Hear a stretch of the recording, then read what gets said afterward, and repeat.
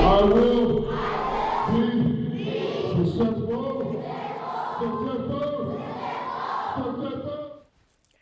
Shaq is in the house, the former Miami Heat star at Scott Lake Elementary School in Miami today, shouting out students who made the honor roll and encouraging them to follow their dreams.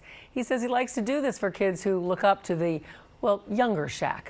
I've never met a celebrity before, though. Nice to know that someone cares.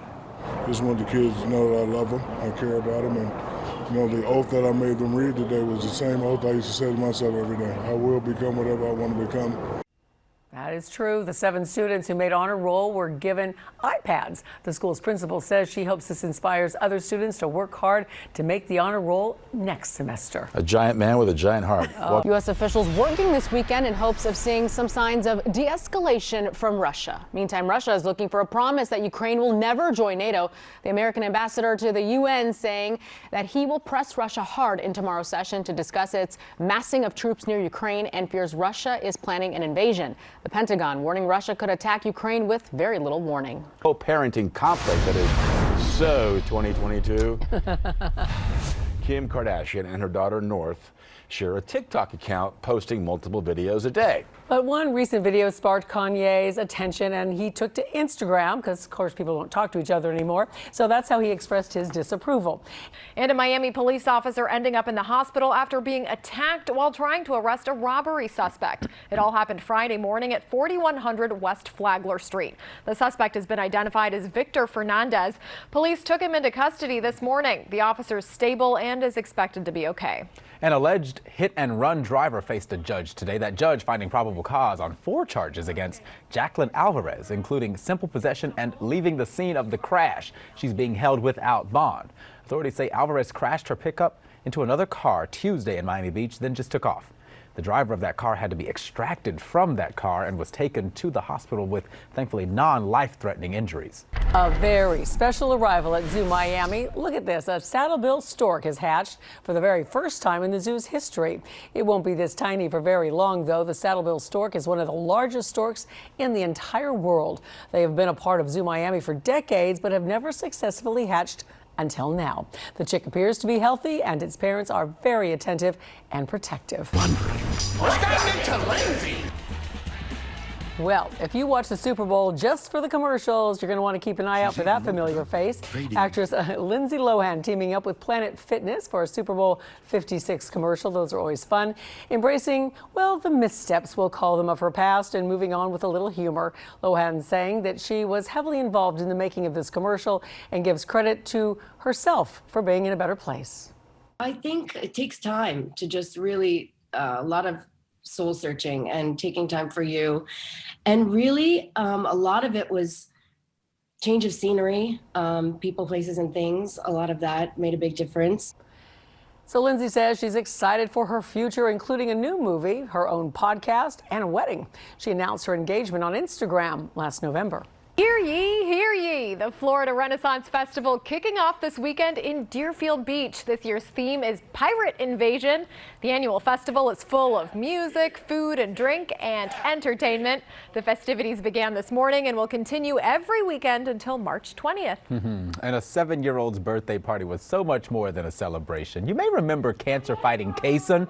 He's a little boy who was named a boat captain by the North Miami Police Department just last month. Well, now Kaysen is the big 7, and the community has come together to give Kaysen a birthday to remember.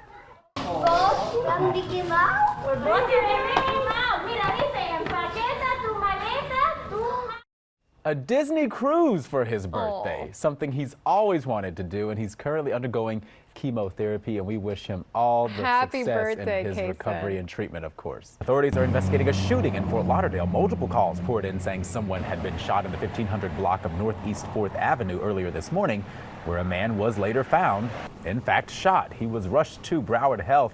There are no updates, though, on his condition right now. Meantime, North Korea conducting what's thought to be its biggest missile launch since 2017. The country says the launch confirmed the accuracy, safety, and operational effectiveness of the weapon system in production. The UN currently prohibits North Korea from ballistic and nuclear weapons tests, but it regularly defies that ban. And a somber scene in Las Vegas where at least 9 people are dead and several others injured after a traffic crash on Saturday. North Las Vegas police calling it a mass casualty. They say the 6-vehicle crash happened when a speeding motorist ran a red light, causing a chaotic pileup. 15 people were confirmed to have been involved, and the driver of that speeding car is among those dead.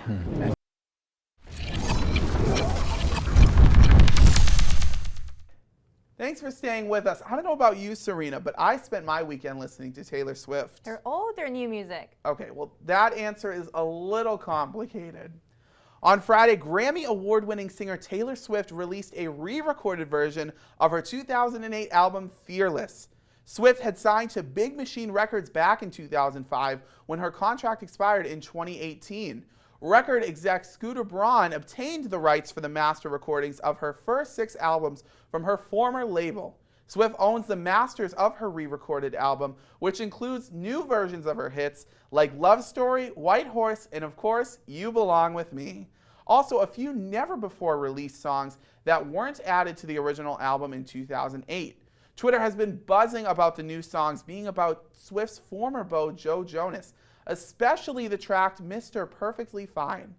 Jonas's wife, actress Sophie Turner, even poked fun at it, posting to her Instagram story saying, quote, "It's not a bop." And somehow Walgreens, yes, Walgreens, got in on the fun, responding to Jonas's tweet asking if he was perfectly fine after receiving his COVID-19 vaccine.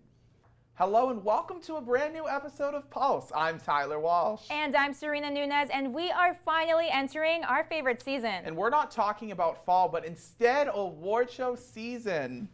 E! News has announced the nominees for the 2020 People's Choice Awards, and in the slowest year for movies ever, leading the noms are Bad Boys for Life, Birds of Prey, The Invisible Man, and most notably Disney Plus's release of Hamilton. Over in the TV categories of ABC's 17-season-long show Grey's Anatomy leads the pack alongside Netflix's Dead to Me, Fox's The Masked Singer, and of course Pop TV's Schitt's Creek, coming off of their big sweep at the Emmys last month. Lady Gaga had a takeover in the music category with noms for her Rain On Me collab with Ariana Grande and her new album Chromatica. Voting is open on the E! News website from now until October 23rd. Now, I'm not telling anyone else what to do, but I'll definitely be voting for Birds of Prey in the movie category. I'm more of a Hamilton fan myself, but I can respect that. And speaking of good movies, one of the music industry's youngest pop stars is getting her very own documentary. According to Billboard magazine, a doc about 18-year-old Billie Eilish will be rebased in February of next year. The picture titled Billie Eilish, The World's a Little Bit Blurry will be released in theaters and Apple TV. Since rising to fame, the singer has made history at the 2020 Grammys, becoming the first woman to win the Big Four awards in the same night: Album, Record, and Song of the Year, plus Best New Artist. And she also won for Best Pop Vocal Album. And on top of all of that, Billie was the Billboard's 2019 Woman of the Year.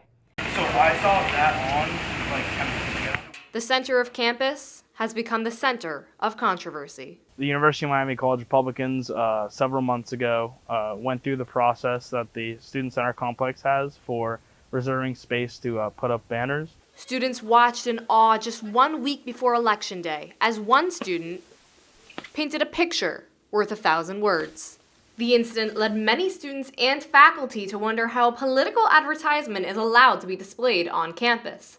The University of Miami Student Center complex says it comes down to 3 main policies. The banner must include the organization's name and a meeting date and time, and the content of the banner cannot be obscene. A political sign, like they did, that just lists out the names of the candidates. That falls within freedom of expression. And throughout the week, the College Republicans took advantage of that freedom in an effort to achieve a little something called campus Trumpification. So just 1 day before Election Day, 300 Trump lawn signs were placed on the foot green, which led to many voicing their concerns. I don't necessarily feel safe. This college is supposed to be like a safe place for everyone, regardless of your race, gender, where you came from, and this is obviously not supporting that. The college Republicans had reserved space to table on the foot green Monday morning into the afternoon, but many of the attendees were not there to support the president. A group of students gathered across from the college Republicans to counter the event. Hashtag campus Trumpification. To me, what that says is their goal is to take over. Their goal is to intimidate Black and brown people and to basically bully the rest of the campus into silence. It makes it seem like we're a campus that openly endorses Trump when you have that like excessive display. It's kind of like a threat to like let us know that we're not welcome. Vice President of Student Affairs Dr. Patricia Whiteley and the Associate Dean of Students Steve Prepke sat down with the group to have a conversation about how allowing a political statement to be made on campus is affecting its minority students. They tried their best to respond. I responded as sincerely as I could, but it wasn't sufficient. President Julio Frank sent out an email to the campus community on Wednesday stating that any behavior rooted in hate or discrimination has no place at the University of Miami. He also acknowledged the students who felt excluded, unheard, and unsafe, and encouraged reaching out to those whose views may differ from your own. The respect isn't mutual. That's the thing about mutual respect. It has to be mutual. But many are still waiting for the university to make a real move. During the summer, they had these little 15 points of diversity that they wanted to achieve, and we haven't seen any of it. I would like to be proud to be a Cane, but I can't because the school has not made me feel welcome. It's not made me feel valued. I just feel used for a little poster. For UMTV, I'm Julia Hecht.